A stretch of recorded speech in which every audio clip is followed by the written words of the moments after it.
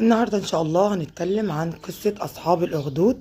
الأخدود دول كانت تقع في ضفاف وادي نجران في المملكة العربية السعودية، وكان ملكهم كان ملك ظالم، كان اسمه الملك يوسف ذي نواس الحميري.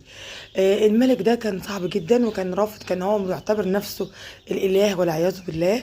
وكان هو بيدعو يعني أي حد يخرج عن طاعته كان بيقتله. فجه اللي هو الغلام، لما الراهب علمه تعليم الإسلام، وهم طبعا كانوا على ديانة سيدنا عيسى عليه السلام.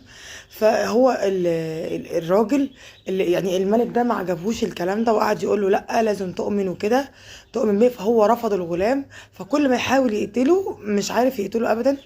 لان اللي كان الغلام يدعي ربنا يقول اللهم اكفينيهم بما شئت. فكان يجي يرموه في البحر ما يعرفوش يغرقوا هم وهو ينجو، يجي يرموهم فوق الجبل برضه يدعي وهو ايه هم يموتوا وهو ينجي. فالملك اتغاظ جدا، فقال انا اعمل ايه؟ فراح قال له انت لو عايز تقتلني انا هقول لك تعمل ايه.